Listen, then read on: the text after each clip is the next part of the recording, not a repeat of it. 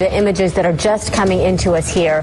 Tillerson in that meeting with Russian Foreign Minister Sergei Lavrov. There is Secretary Tillerson. In the next hour, we know he's also going to be meeting one-on-one with his counterpart from China. This after the UN slapped harsh new sanctions on North Korea over its missile tests. Well, sanctions that could cost the country $1 billion in exports annually. Listen to what U.S. Ambassador to the UN, Nikki Haley, told CNN's Ana Cabrera. We're prepared to do whatever it takes to defend ourselves and to defend our allies. And the ball is in North Korea's court. They now have to decide where they want to go from here. We hope that they will go the route of peace and security. Plus, President Trump was on Twitter on the North Korea sanctions. After a golf outing at his New Jersey resort, he wrote, "United Nations resolution is the single largest economic sanctions package ever on North Korea, over $1 billion in cost to North Korea." Let's bring in now Errol Lewis, CNN political commentator and political anchor for Spectrum News, Julian Zelizer, CNN political analyst and historian and professor at Princeton University, and Lieutenant General Mark Hertling, CNN military analyst and former Army Commander General of Europe and the 7th Army. Let's start with you, Julian. Good morning to all. And just put into context the accomplishment of getting a unanimous vote on these sanctions from the UN Security Council for us. Well, this was a very important step and highlights both the severity of the crisis that many people feel and Ambassador Haley's very successful diplomatic skills that she's shown. This brings in Russia and China into a coalition against North Korea that focuses now on economic sanctions as opposed to military action. So this is a big step. And I think President Trump will claim this as a victory for the moment. It's unclear this is going to work. It's unclear this will end the provocations, but it's a step where international alliances held in dealing with an international threat. So let's pull out a few of the threads there, Errol. First, let's start with why China and Russia, which traditionally have either vetoed or blocked sanctions like this, have now signed on.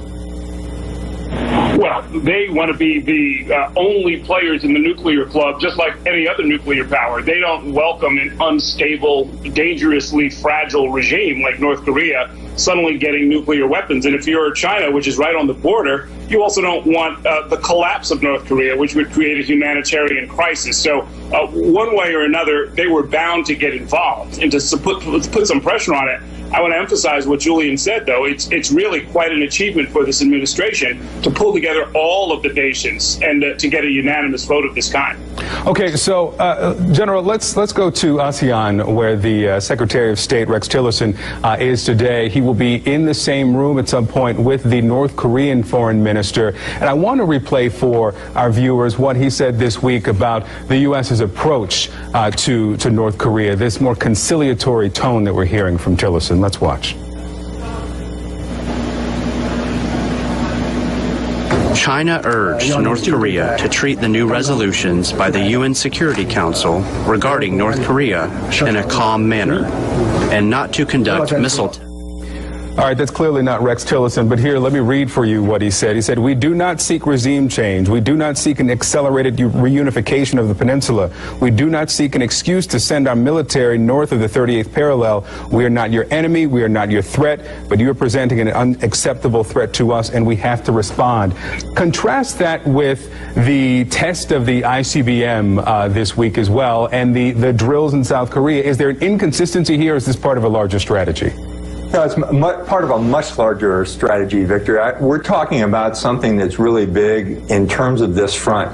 The administration has been able to combine the diplomatic efforts, not only the UN vote yesterday, but also the previous vote earlier this week that everyone focused on because of its Russian sanctions, but it also had North Korean sanctions. And this all came at a wonderful time because the ASEAN conference was just beginning to start. So you see a diplomatic condemnation by 15 nations of the world that voted on this at the UN going against North Korea. You combine that with the economic strategy which was associated with this, taking away imports to North Korea of coal, iron ore, iron, and several other products, slamming some of their banks, taking some personal actions against some of their leaders, and finally, along with an informational campaign.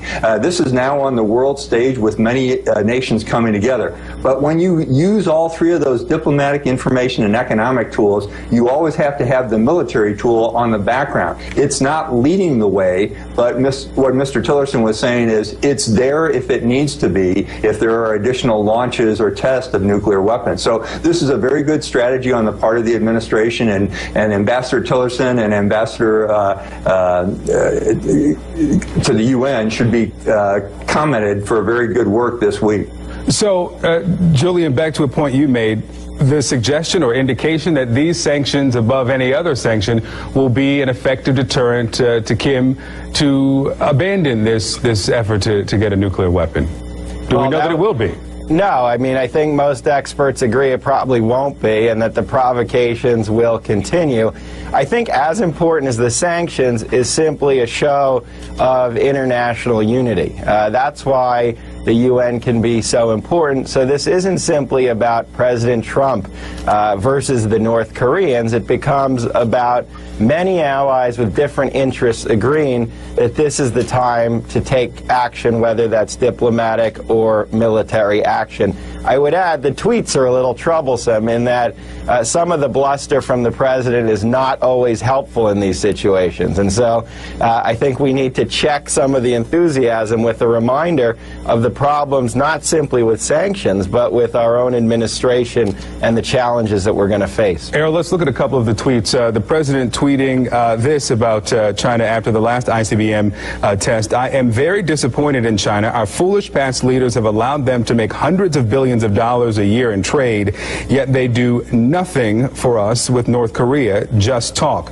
We will no longer allow this to continue. China could easily solve this problem. $3 billion economic impact, and China is on board here. I mean, with this $1 billion impact on their income, does this public browbeating have a role? No, well, no, in the following sense. Look, North Korea is there in part because China wants it there. It's not a clear-cut, sort of unambiguous, hostile relationship. We should keep in mind, among other things, by the way, that those ICBMs that can now reach Alaska or even California can certainly reach Beijing. So that's not entirely absent as a consideration. But here again, I'll mention again this humanitarian consideration that they have. Right now, you have a few hundred, perhaps even a few thousand people who can escape over the border into China from North Korea. If that becomes a failed state, you don't want to see 200,000, 300,000 people swamping China. China wants some degree of stability there. So they're playing a very delicate game of their own. I'm sure if we were to look at sort of the Beijing version of this conversation, they've got a lot of really tricky considerations that they have to deal with. And you can't change that by browbeating the Chinese government with a tweet. All right, Errol Lewis, Julian Zelizer, General Mark Hertling, thank you so much for being with us.